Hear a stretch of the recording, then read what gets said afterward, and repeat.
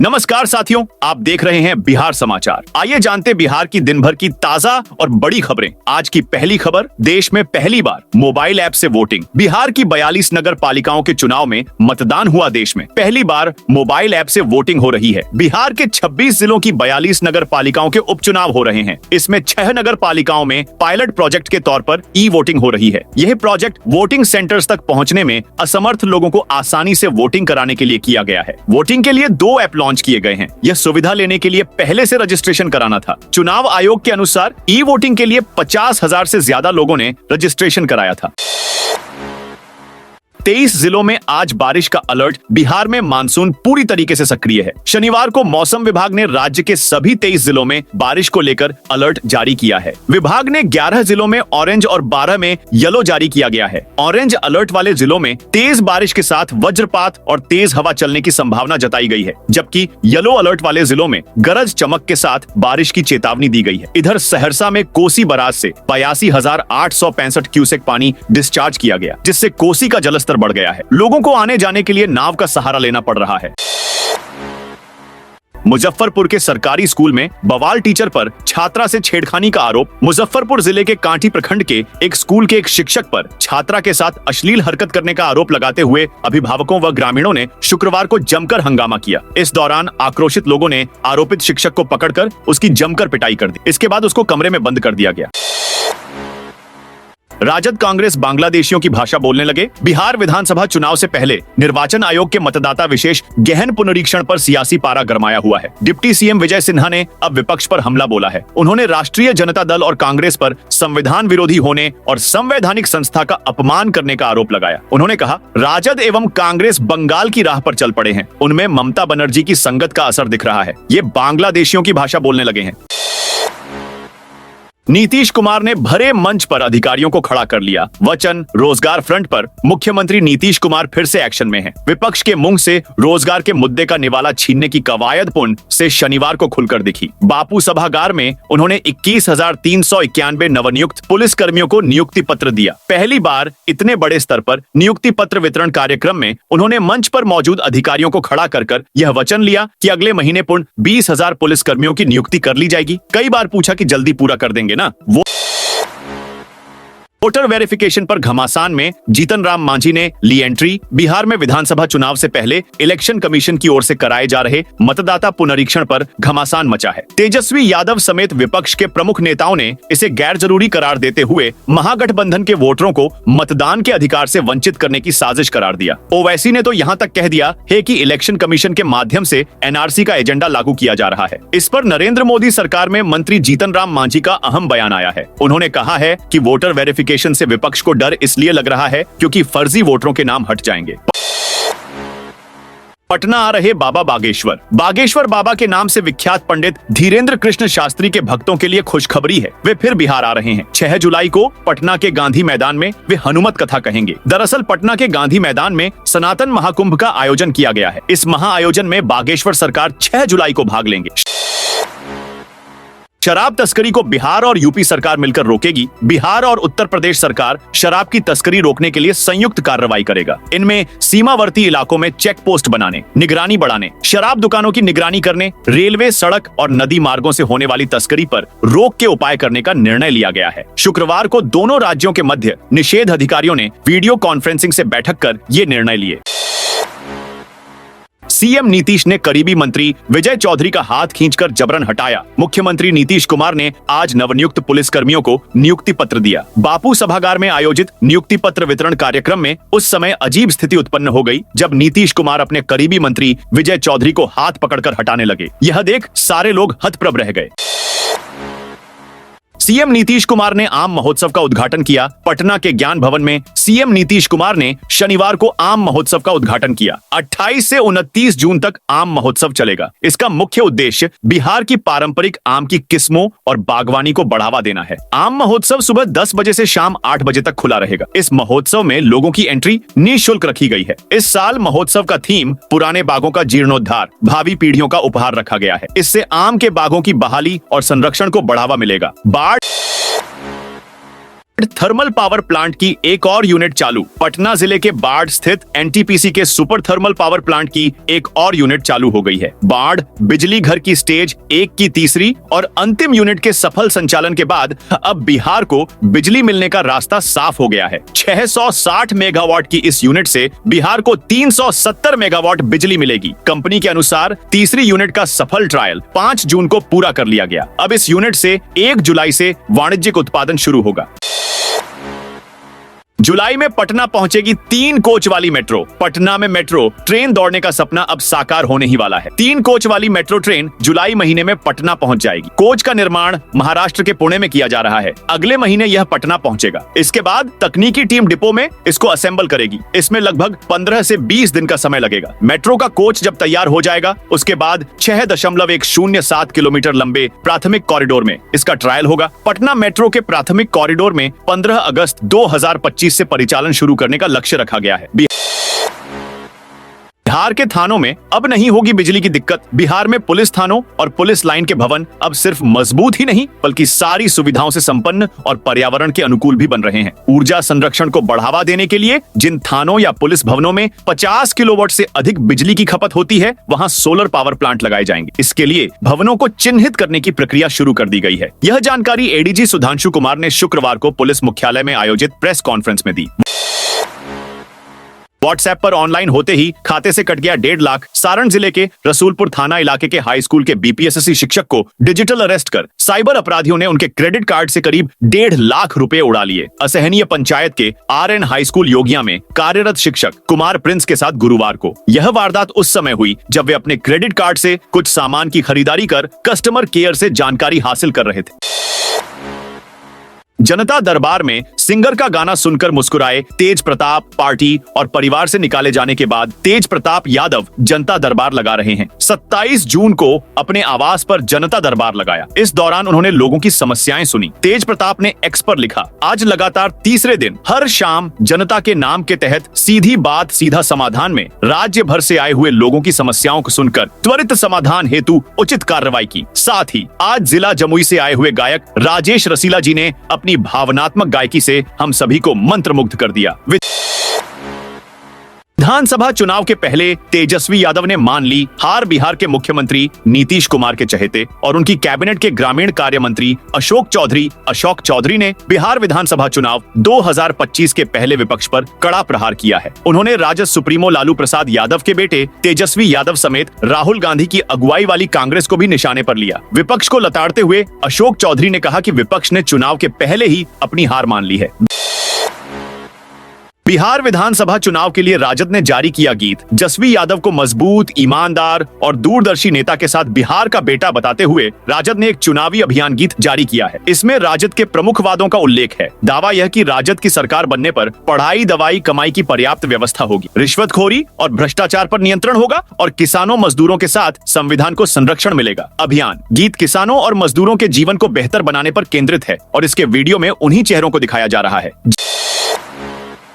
Jamalpur railway colony में अतिक्रमण पर गरजा बुलडोजर। मुंगेर के जमालपुर में रामपुर रेलवे कॉलोनी में अतिक्रमण हटाने की कार्रवाई से अफरा तफरी मच गई। रेलवे प्रशासन ने अवैध झुग्गियों को बुलडोजर से ध्वस्त कर दिया। रेल कर्मचारियों ने प्रशासन की सक्रियता पर खुशी जताई क्योंकि उन्हें अवैध झोपड़ियों में रहने वालों से परेशानी की शिकायतें मिल रही थीं। रेलवे अधिकारियों ने बताया कि यह अभियान रेल कर्मचारियों की सुरक्षा के लिए चलाया गया और आगे भी जारी रहेगा। बिहार के लिए स्वीकृत 2 एसआईजेड में निर्यात पर केंद्रित औद्योगिक इकाइयों को मिलेगी जगह। बिहार में 2 स्पेशल इकोनॉमिक जोन में वैसे औद्योगिक इकाइयों को जगह मिलेगी जो अपना उत्पाद निर्यात को केंद्र में रख तैयार करेंगे। दोनों एसआईजेड में आधारभूत संरचना को विकसित करने के लिए ब्याडा की टेक्निकल कमेटी ने राशि ने 109 करोड़ और 116 करोड़ रुपए के एस्टीमेट को प्रशासनिक स्वीकृति के लिए ब्याडा बोर्ड को भेज दिया है। ट्रांसफर में बिहार के एक शिक्षक की गलती पर बढ़ेगी कई टीचरों की परेशानी। राज्य के सरकारी विद्यालयों के शिक्षकों को खुद पारस्परिक स्थानांतरण की सुविधा ई शिक्षा कोष पोर्टल के माध्यम से मिली है, लेकिन इस व्यवस्था के तहत स्थानांतरण के इच्छुक एक ही विषय एवं एक कैटेगरी के शिक्षक अधिकतम 10 शिक्षकों का समूह बनाना होगा, तभी आपस में परस्पर स्थानांतरण ले सकेंगे। इस प्रक्रिया के तहत संबंधित शिक्षकों के स्थानांतरण आदेश 3 दिनों में जारी होंगे और 7 दिनों के अंदर संबंधित शिक्षक चयनित विद्यालय में अनिवार्य रूप से योगदान योगदान करेंगे। यदि पूरे समूह में एक भी शिक्षक योगदान देने से इनकार करेंगे तो समूह के सभी शिक्षकों का स्थानांतरण आदेश रद्द हो जाएगा।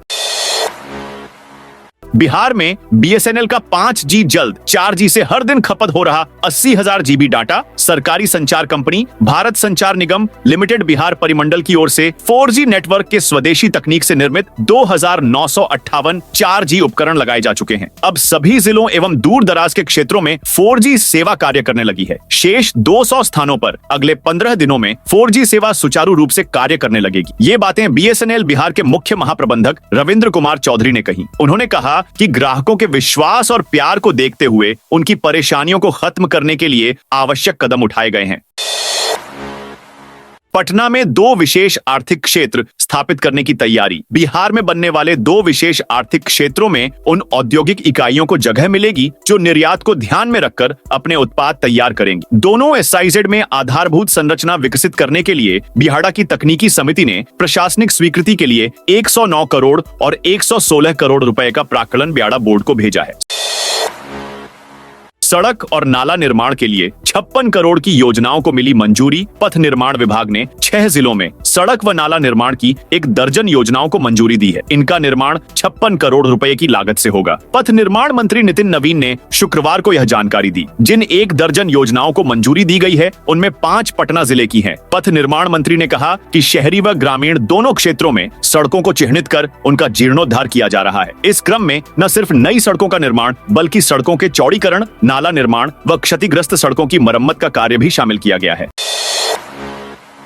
हज यात्रा पर जाने वालों के लिए काम की खबर। वर्ष 2026 में हज यात्रा पर जाने के इच्छुक लोग जुलाई के दूसरे सप्ताह से आवेदन कर सकेंगे। मुख्य कार्यपालक पदाधिकारी राशिद हुसैन ने बताया कि आवेदक बिहार स्टेट हज कमेटी ऑफ इंडिया की वेबसाइट या हज सुविधा ऐप के माध्यम से भी आवेदन कर सकते हैं। आवेदक के पास अंतर्राष्ट्रीय पासपोर्ट होना चाहिए जो दिसंबर 2026 तक वैध हो। जिनके पास पासपोर्ट नहीं है या जिसकी वैधता समाप्त हो गई है वे अपना पासपोर्ट बनवाने की प्रक्रिया शुरू कर दें। हज पर जाने के लिए पहली किस्त 1,50,000 रुपए होगी जो हज कमेटी के बैंक खाते में जमा करनी होगी। पाटलिपुत्र स्टेशन पर यात्रियों के लिए राहत भरी व्यवस्था। पटना के पाटलिपुत्र स्टेशन पर एसी रूम बनाया गया है। यहाँ यात्रियों को 20 रुपए प्रति घंटा और बच्चों को 10 रुपए प्रति घंटा का भुगतान करना होगा। एसी वेटिंग हॉल में सोफे और कैंटीन की सुविधा है। रेलवे अधिकारियों के अनुसार गर्मी में यात्रियों की परेशानी को देखते हुए यह सुविधा शुरू की गई है। एसी हॉल में यात्री आराम से अपनी ट्रेन का इंतजार कर सकते हैं।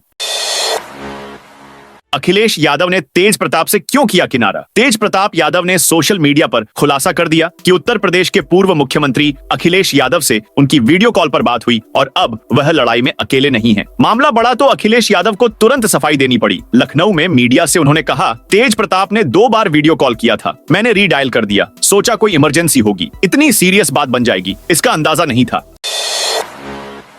स्थायी पते पर मतदाताओं की जांच होगी, नहीं मिले तो मतदाता सूची से नाम हटेगा। राज्य में मतदाता सूची का विशेष गहन पुनरीक्षण अभियान चल रहा है। 30 दिन में 8 करोड़ मतदाताओं के घर चुनाव आयोग की टीम पहुंचेगी। इस दौरान स्थायी पते पर मतदाताओं की जांच होगी, नहीं मिलने पर मतदाता सूची से नाम हटेगा। इसके लिए सभी मतदाताओं को गणना प्रपत्र भरना होगा। इसे ऑनलाइन भी भरा जा सकता है। बेगूसराय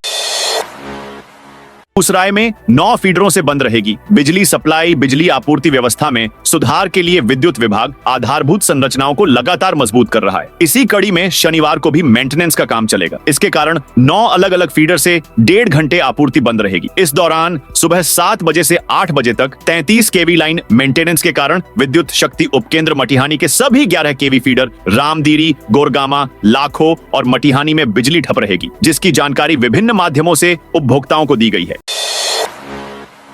सरकारी स्कूलों में एक बच्चे पर खर्च 6,000 पर उन्हें जोड़ घटाव भी नहीं आता। बिहार सरकार हर महीने सरकारी स्कूल के एक छात्र पर औसतन 6,000 रुपए खर्च कर रही है। वहीं प्राइवेट स्कूलों में महीने की फीस 3 से 5,000 रुपए है। फिर भी सरकारी स्कूलों का रिजल्ट कमजोर है। सरकारी स्कूलों के काफी बच्चों का मूलभूत ज्ञान में कमजोर है। 5वीं और 6ठी कक्षा के 6 लाख छात्रों को जोड़, घटाना, गुणा, भाग नहीं आता, पहाड़ा याद नहीं है, गिनती भी नहीं आती।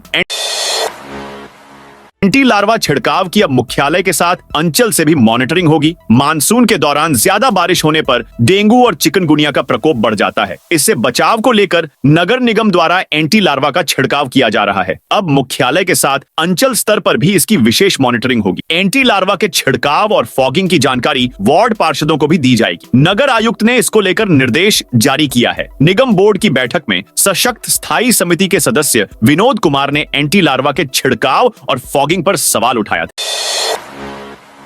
हाई कोर्ट ने कहा अतिक्रमण नहीं हटा तो डीएम पर अवमानना का मामला चलेगा। पटना हाई कोर्ट ने डीएम को आशियाना दीघा रोड से अतिक्रमण हटाने और उसका डिजिटल फोटो पेश करने का आदेश दिया है। कोर्ट ने कहा अतिक्रमण नहीं हटाने पर यह माना जाएगा कि डीएम ने आदेश का पालन नहीं किया और उनके खिलाफ अवमानना का मामला चलेगा। इसके पहले डीएम की ओर से हलफनामा दायर कर कहा गया कि अतिक्रमण को हटा दिया गया है।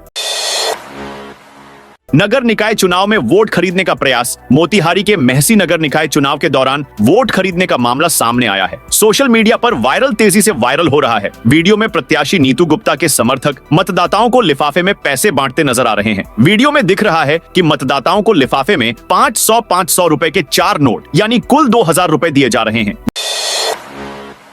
नालंदा में 30 जून को लगेगा जॉब कैंप। नालंदा में 30 जून को रोजगार कैंप लगेगा। जिला रोजगार कार्यालय सह मॉडल करियर सेंटर की ओर से प्लेसमेंट ड्राइव का आयोजन किया जा रहा है। रोजगार मेले में स्थानीय कंपनी निर्मला ऑक्सीजन में 4 पदों पर भर्ती होगी। इसमें हेल्पर के लिए 2, ड्राइवर का 1 और कंप्यूटर ऑपरेटर का 1 पद शामिल है। सभी पदों के लिए न्यूनतम आयु सीमा 18 वर्ष है। हेल्पर के लिए 10वीं पास अभ्यर्थी आवेदन कर सकते हैं। मासिक वेतन 8000 रुपए के अलावा अन्य सुविधाएं भी मिलेंगी। महत्वपूर्ण बात यह है कि यह पद केवल पुरुष अभ्यर्थियों के लिए है। ड्राइवर के लिए अभ्यर्थी के पास 10वीं के साथ साथ वैध ड्राइविंग लाइसेंस का होना आवश्यक है। इसके लिए मासिक वेतन 10,000 रुपए निर्धारित किया गया है। यह पद भी केवल पुरुषों के लिए सुरक्षित है।